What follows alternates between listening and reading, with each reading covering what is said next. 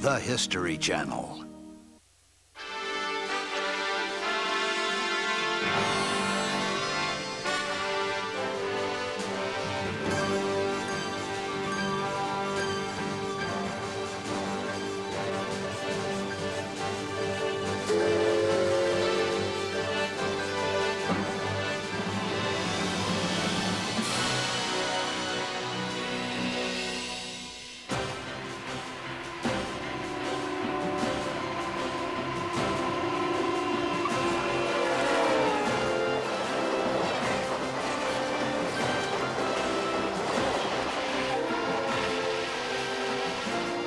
There are few jobs that carry both the responsibility and the freedom like that of a locomotive engineer. You're going through towns and everybody's out and they're waving at you, and you're going through the forests and the marshes and that, and you just smell the spring flowers, the trees blooming and that, and it's coming in the cab, and it's just you feel like $1 million, and you're going through the countryside, and you just lay back and go, oh man, this is great today.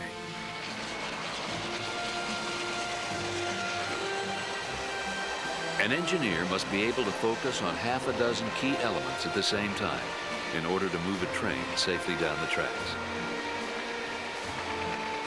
It's a lot different than driving a car, obviously, because of the weight and the power. I don't know what kind of terms I could describe it in, because it's almost as though you're on a roller coaster, but you're controlling it. A job well done brings great satisfaction. A misstep can lead to accidents, derailment, even death. You're in control of your destiny. If you make a mistake, you're going to pay for it. And if you do a good job, then you feel fulfilled at the end of the day. It's just a freedom that not too many jobs give you. That feeling of freedom and joy was born on the rails nearly 2 centuries ago in the early 1800s. I'm going down the track, and I ain't never coming back, and I'll never get no letter from my home. But if my woman says so... In an age when most work was still done by muscle, the men who knew how to control powerful locomotives were held in awe. People in the years before the Civil War were accustomed to watching men ride horses, for example. But here was an iron horse with a man standing there, apparently holding the reins, with his hand on the throttle, making this machine go. Trains rarely exceeded 20 or 30 miles per hour, so it was possible to stand by the railroad and actually see the man up in the cab in command of this marvelous, multicolored, brightly polished piece of machinery, dashing at almost unimaginable speed through the landscape. The railroad brought opportunity and created jobs. A new breed of adventurer was born, the railroader. You can count all the days I'm gone by the train that I left on, 'cause I'm 900 miles from my home. Yes, I'm 900 miles from my home. Early engineers learned their craft through apprenticeship. Skills were developed not on a drawing board or in a classroom, but through trial and error.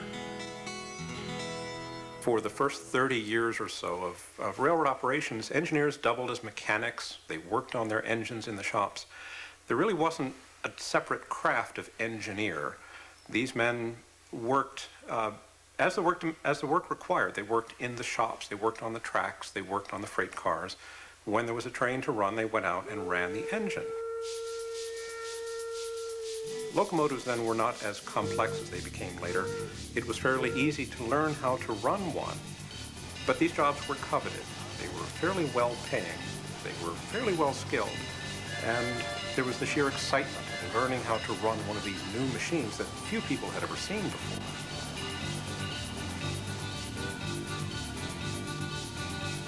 Though revered by the public, an engineer's life inside the cab of a steam engine was anything but glamorous. It was hot. There was tremendous noise generated by the engine and from the wheels clattering over the tracks.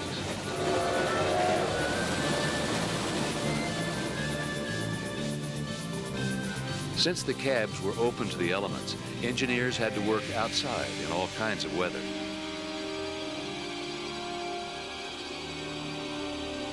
Water levels in the boiler had to be watched. Explosions from too much pressure were common. An engineer needed to keep an eye on the train's fireman, the only other crew member inside the cab. It was his job to feed the engine's voracious fire with wood or coal. These were literally power plants on wheels, capable of generating thousands of horsepower, lighting a small city if they were set up as stationary power plants. The men who ran these big engines were a breed apart. They were tough. They had to be tough as nails to cuddle up to 6,000 gallons of boiling water at 350 pounds per square inch pressure, flying down the railroad, leaning out the window to see around 60 feet of boiler. These were tough guys. The tracks had to be constantly watched. An engineer had to always be alert to what was ahead. If there were hills around the next bend, more power would be needed. A valley would require pulling back on the throttle.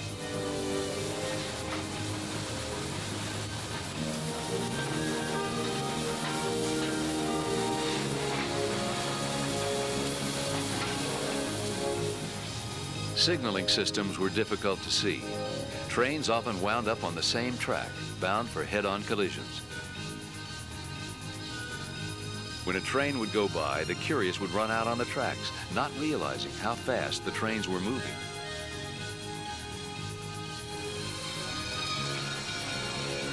Engineers were forced to constantly pump a train's air brakes to avoid collisions. A bar protruding from the floor of the cab controlled the brakes. Leather gloves were needed to grip the hot metal. It was dirty, back-breaking work.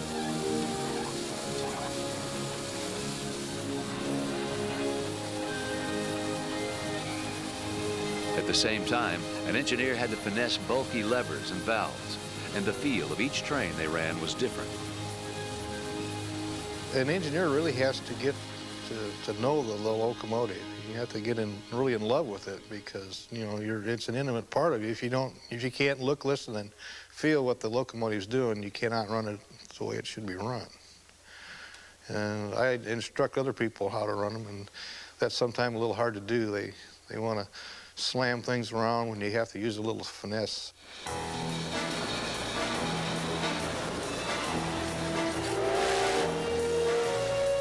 As technology improved and trains became faster, the engineer's job became even more physically draining and mentally taxing.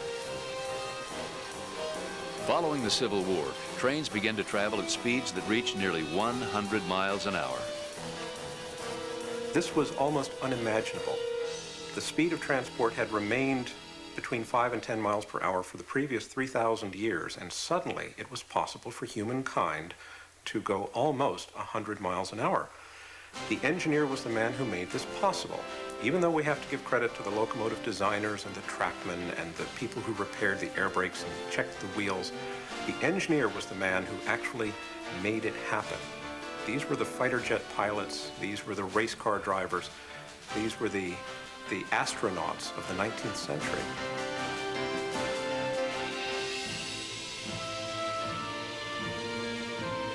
But more speed meant increased hazards. Wrecks that were survivable at 20 or 30 miles an hour were guaranteed to be fatal at 90.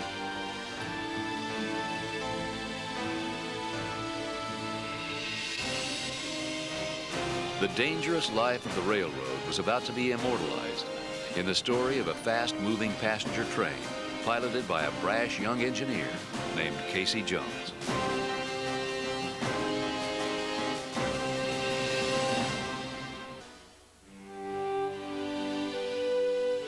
By the turn of the century, locomotive engineers were becoming mythic characters in American folklore. They were romantic figures in songs. Poetry was written about them, and their images graced the covers of national magazines. Once upon a time there was an engineer who drove a locomotive both far and near. would sit on a stool, watching everything the engineer would move. One day the engineer wanted a bite to eat. He left the monkey. The arrival of a steam train in town was a big event. People wanted a closer look at the huge engines and the men who ran them. Big locomotive right on time. Everybody crowded around the depot at train time, you know, and the train would come down the track and make a lot of noise, and it had a lot of smell to it. The brakes would be hot, and the passenger cars were going pretty good clip, and then it come to a stop, and you could smell all the oil and the brake shoes. It's good.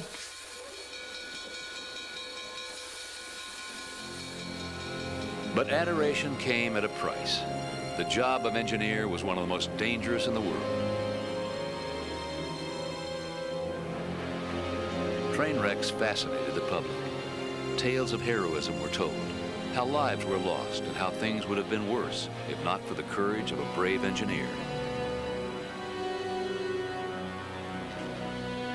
The most famous of these engineer heroes was a man named Casey Jones.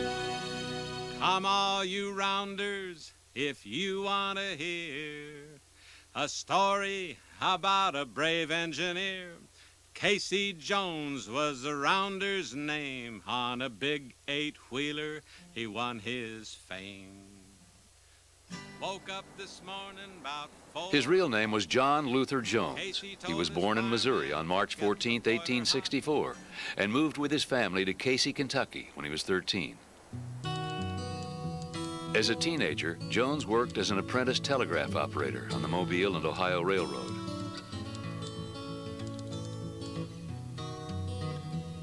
There were so many people named Jones working for the railroad that his co-workers gave the young apprentice a nickname, Casey, after the town in which he lived. The name stuck. Though Casey became an expert telegraph operator, all he wanted to do was be a railroad engineer. He first became a fireman on a train, and 6 years later, at the age of 25, he reached his goal, running a freight between Jackson, Tennessee and Water Valley, Mississippi, as an engineer. Big locomotive right on time. Big locomotive coming down the line. Big locomotive number 99. Left the engineer with a worried mind.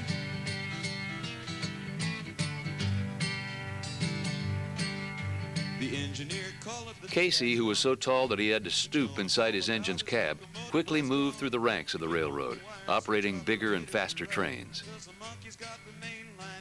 Railroad owners liked his speed, even though he had been cited and suspended a dozen times for recklessness. The public liked his flamboyant style. Casey installed a 6-tone Calliope whistle on his engine that became his signature. One fireman later recalled that Casey could make the whistle call out his name as it went down the tracks, a haunting sound that sent chills running up and down the spine. Casey looked at the water was low. He looked at his watch, and his watch was slow. Tooted at his whistle, but his whistle wouldn't blow as he took his farewell journey to the promised land. Now Casey said... During 1900, his 12th year on the Illinois Central, he was offered the line's best run, the Chicago to New Orleans passenger train known as the Cannonball. 4 months later, Casey and his fireman Sim Webb were working a double shift, trying to make up lost time on the southbound run. Casey had the throttle wide open. Now Casey says, fireman, don't you fret. Keep knocking at the fire door and don't give up yet. I'm gonna run her till she leaves the rail, or I'll make it on time with the southbound. He was running too fast. He was tired. He had been running far too long. He wasn't probably paying attention to where he was or what he needed to do. He knew that he had to slow down at Vaughn to pass 3 other freight trains. He should have been looking out for a flagman on the ground, giving him a signal. 2 freight trains at Vaughn, Mississippi were trying to maneuver off the main line to make way for Casey's Cannonball. But an air hose had broken on one of the freights, and 4 of its cars were stranded on the main line.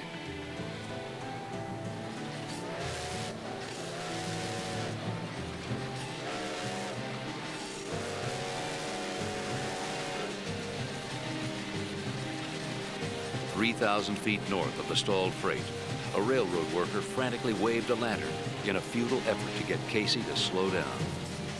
He never saw the warning. The cannonball was moving at 75 miles per hour, and Casey wasn't watching the tracks. Fireman Webb saw the flagman and yelled for Casey to slow down. Casey says, "Fireman, you better jump. There's 2 locomotives." Casey yanked the throttle back and pulled hard on the brake. 300 feet from the stalled train, Casey's speed was estimated at 50 miles per hour.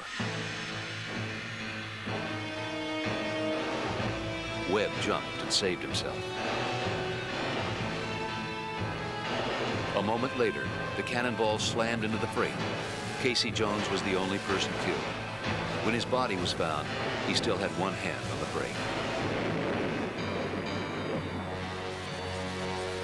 It's believed that because Casey didn't leave his post and slowed his train until the last possible moment, he most likely saved the lives of some of his passengers. Newspaper accounts portrayed Jones as a hero. They ignored his record of speed violations and instead focused on how Casey stayed with the train until the end.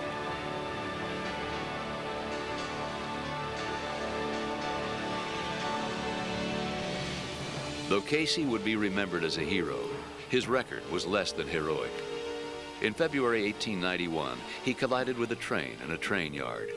In June 1896, he was suspended for 30 days for gross carelessness that led to a crash. In September 1897, he was cited for ignoring a flagman protecting a work crew. And in May 1899, he caused another train to crash when he left a crossing switch open.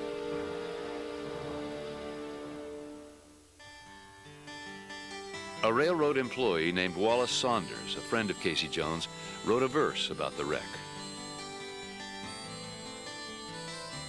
Soon thereafter, a songwriter discovered the words and set them to music. The Ballad of Casey Jones became an instant hit, and Casey became a legend. Casey Jones mounted to the cabin. Casey Jones with his orders in his hand.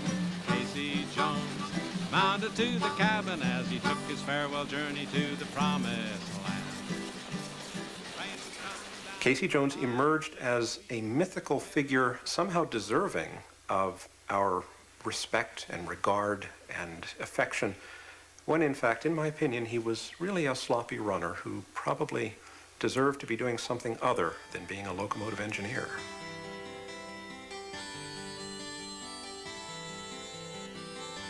Despite criticism that Casey was responsible for his own fate, his legend grew. A television show was made about his life. Casey Jones with his orders in his hand. Casey Jones mounted to the cabin as he took his farewell journey to the... And in 1950, on the anniversary of his death, the United States Post Office issued a commemorative stamp honoring the railroad engineers of America. The man on the stamp was Casey Jones, the first and only railroad worker to be given such an honor.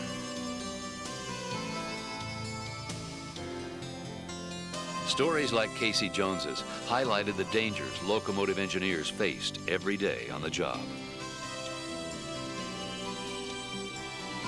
Fed up with injury and death on the rails, engineers decided they had to take drastic measures to ensure their safety.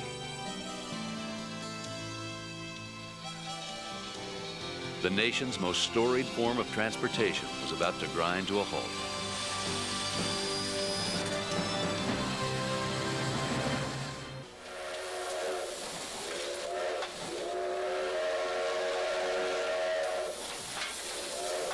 Even before the death of Casey Jones, engineers knew they were in harm's way. Injury and death on the rails were common.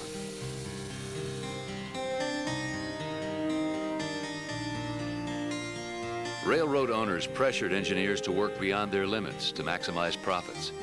Engineers were ordered to run trains at dangerously high speeds.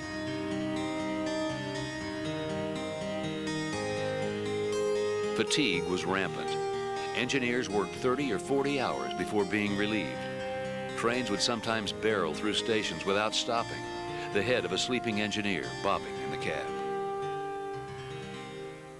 It took a certain amount of courage. It took a certain amount of take-charge attitude and a really strong will to get these trains over the road in one piece, day in and day out, whether you were well or sick, whether you were rested or tired.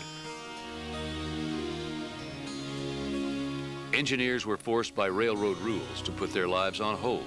Work came first, and the railroad was a 24-hour-a-day job.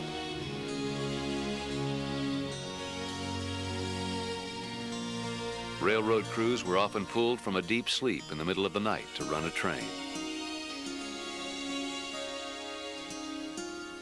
Denying an order, regardless of how many hours an engineer had already worked, brought a 30-day suspension without pay. Just about the time you got your pants off, well, then you crawl in bed and the phone would ring about 11, 12 o'clock at night, and then you had to go to work. And it didn't feel like going to work at that time of the day, but you had to. Unions were formed, most notably the Brotherhood of Locomotive Engineers in 1863. Other trades, such as firemen and conductors, soon followed.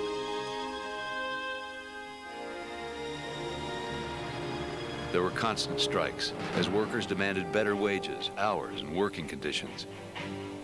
During these sometimes violent disputes, striking engineers devised clever ways to stop trains with non-union crews from moving. When a train operated by a non-union crew headed out of town, striking engineers would go to a section of track on a steep incline and douse the rails with soap. When the train hit the slippery soap, its wheels would spin helplessly, stalling the train and blocking traffic on the line.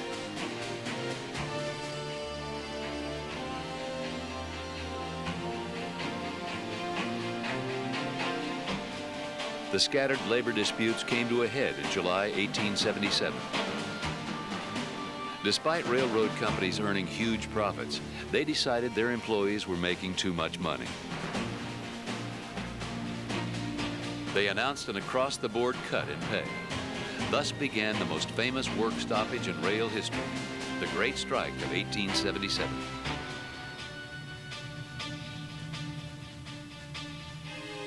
Led by the powerful Engineers Union, railroad workers turned violent.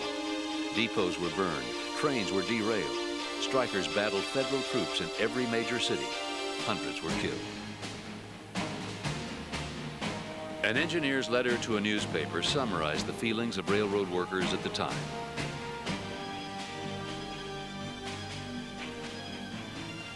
The uprising was the natural result of premeditated, preconcerted causes, the result of arbitrary rules and unjust discrimination, a culmination of stupid mismanagement and the fruits of unwise policies. For management, the explosion was as unexpected as would be a thunderbolt from a cloudless sky. There was a great deal of violence, a great deal of property damage. The strike was crushed, but not before it had attracted the attention of the federal government and the public and really brought out the need for a different basis for labor relations. The engineers were leading this cause simply because they were the most highly skilled and perhaps the most indispensable railroad workers involved.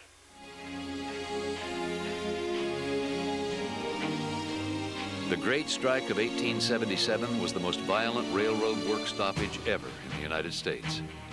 The strike lasted for 10 days. When the smoke had cleared, the railroad had suffered $5 million in damage. Some pay cuts were rescinded, but many of the participants in the strike were fired, jailed, or blacklisted.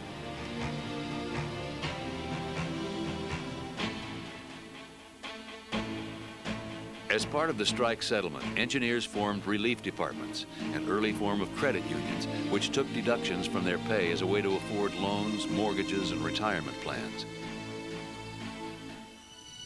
It was the blueprint for the nation's Social Security system, which would be enacted a half century later.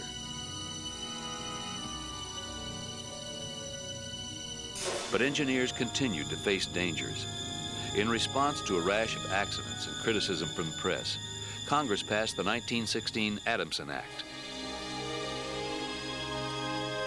The act mandated an 8-hour workday for railroad crews. It was the first time an industry was required to give workers an 8-hour day.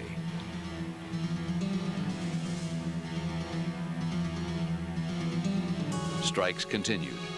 The ability of engineers to shut down the nation's economic lifeline became so great that Congress prohibited railroad work stoppages from lasting more than 2 days.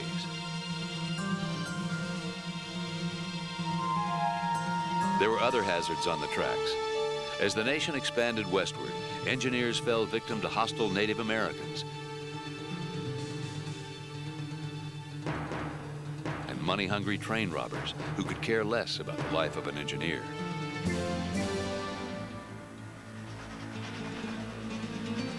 Even in the cities, engineers were under the gun. Because steam engines belched so much smoke and soot into the air, trains were monitored as they passed through town. Engineers were often fined for violating local smoke ordinances. They had to behave yourself when you were in the city on making smoke, because they had smoke inspectors to be hiding behind a boxcar or pile of ties or something, and he had a camera, and he took a picture of you. So we took that picture to court, so you didn't have a chance. You were guilty. Though railroads were now highly regulated by the federal government, problems continued.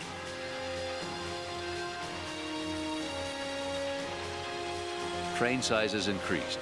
Cars were added to multiply profits. Engine power was enhanced to handle heavier loads. 4,000 horsepower engines were pulling 40 and 50,000 tons at more than 70 miles per hour. Engineers piloted massive trains that no one was really sure how to handle. Engineers, the ones who are honest, will admit that they literally run by the seat of their pants. They feel the train's motion. They feel it in the seat, and they know what it's doing. They know when it's shoving them.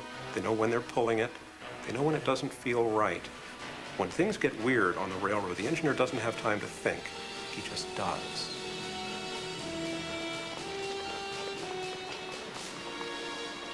But just as the power of engineers reached its zenith, the nation's economy went into a tailspin. The Depression of the 1930s reduced traffic on the railroad by 75%. Engineers were laid off in massive numbers.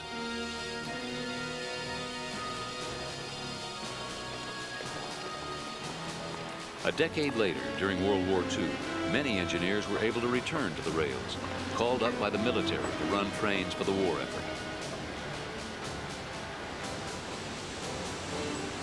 But the influx of jobs was short-lived. When the war ended, the nation headed for the suburbs, and the burgeoning car culture further eroded the ability of the railroads to compete. Once seen as a job guaranteed for life, many engineers found themselves out of work and wondering what happened. But there was an even more overwhelming force heading down the tracks. Engineers who still had jobs would have to learn an entirely new way of running trains. The diesel age was just around the next bend.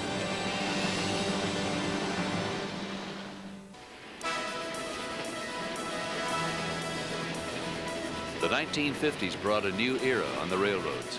Sleek and powerful diesel engines had arrived. Though they were far less dramatic looking than their steam engine counterparts, diesels offered something to trained engineers they never had before: a clean, quiet, and efficient place to work.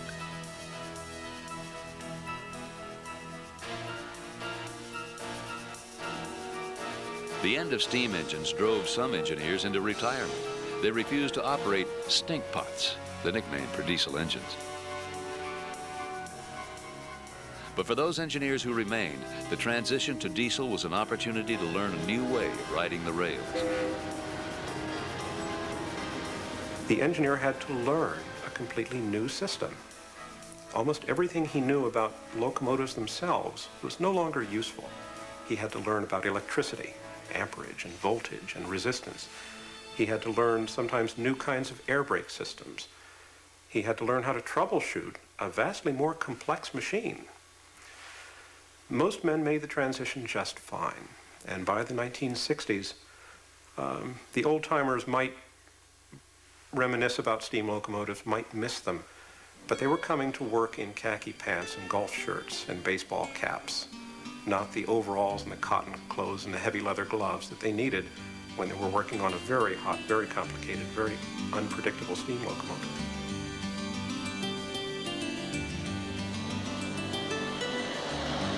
The efficiency of the new engines meant fewer people were needed to operate a train. Attempts to further reduce the railroad's workforce led to a bitter decade-long labor dispute.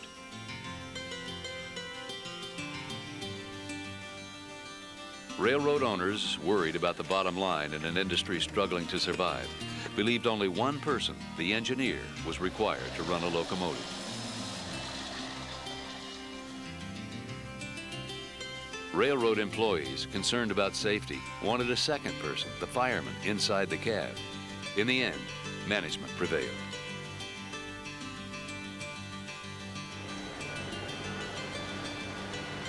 But in the wake of the dispute, the federal government began subsidizing the railroad industry to ensure it would survive.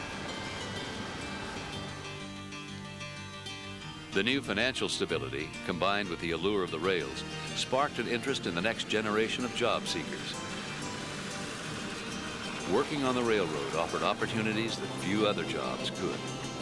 I was a meteorologist working for a private weather service outside of Chicago for about 3 years, and it was right alongside the Chicago Northwestern tracks. And every time the trains used to go by, I used to just sit there and watch them roam by, and, you know, God, that's got to be great to travel into Wisconsin on a beautiful spring day.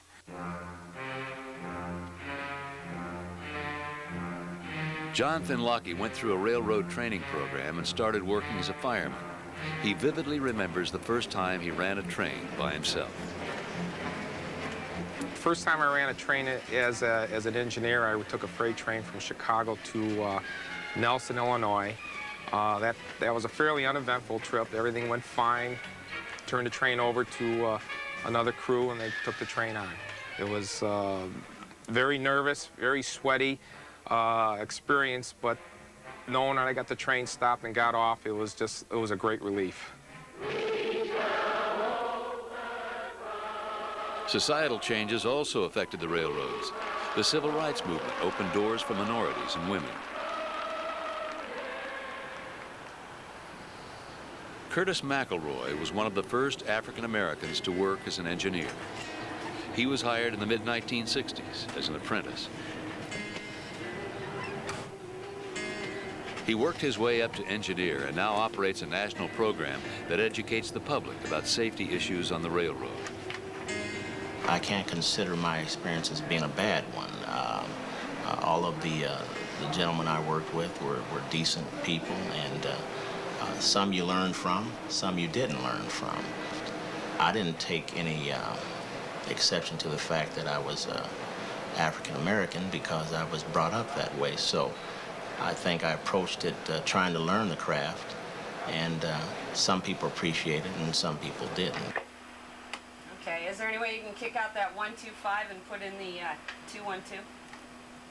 Lisa Sheldon broke down perhaps the toughest barrier in railroading, a woman becoming an engineer. Sheldon had been in the Air Force working as an air-to-ground missile maintenance technician. She also had a bachelor's degree in psychology. But when it came time to make a career decision after getting out of the service, all she wanted to do was work for the railroad. Sheldon faced a less than enthusiastic reception from some old-time engineers. It's absolutely the challenge, just that a lot of people told me I couldn't make it when I came out here. They basically told me, you're not going to make it, you're not going to last out here. And I worked very hard to prove them wrong. I never wanted the easy way out. I always just wanted to do something different.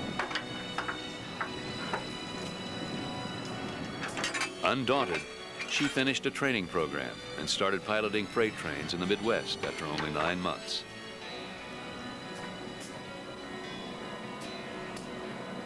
Though today's diesel engines are cleaner, safer, and better equipped than ever before, there are still problems for those who operate trains. An engineer's life, especially on freight trains, is dictated by an always changing schedule. They'll be away from home for days at a time. Come home, they're only home 8 to 10 hours and barely enough time to talk to the family, sleep, and get cleaned up, and you're packing your bag and the phone's ringing and you're out the door again. STPI is figured at 10:30. Over. You know who the engineer is on the STPI, over? Because the schedule of freight trains is determined by the industries they serve, Roger. Seeing we have no auto parts here at Motor Yard, we'll highball today's engineers, like their predecessors 100 years ago, can be called to work at any time by a dispatcher. Conrail?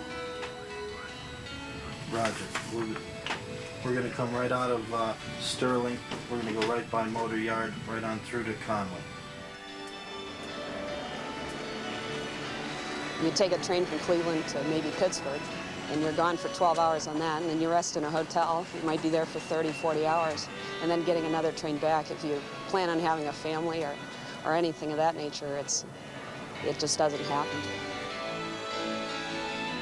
Perhaps the toughest part of an engineer's job is dealing with accidents.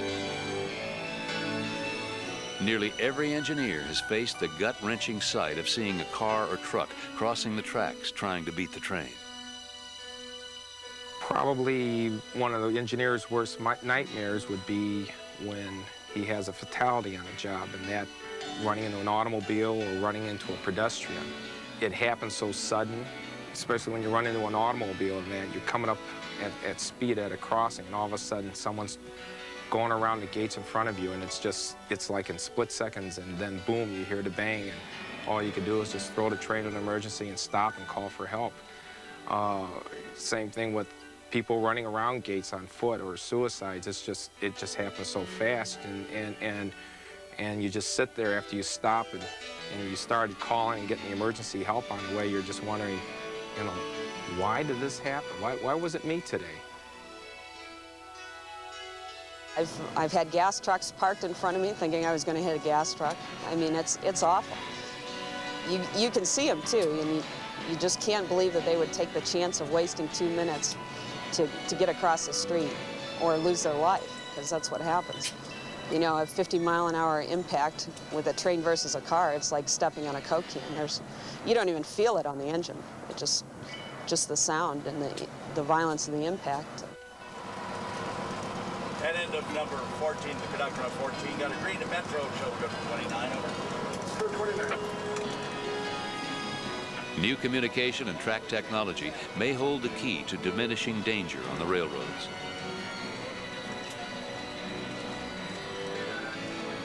But as the information age changes life on the tracks, the engineer, like the steam engine, may someday soon become obsolete.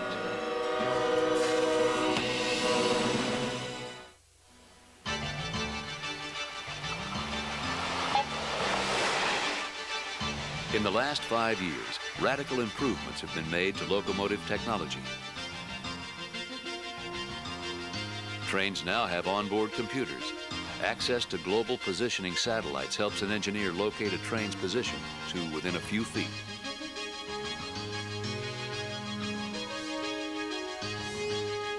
At Union Station in Los Angeles, engineer Charlie Krager pilots some of the fastest passenger trains on rails. Good morning.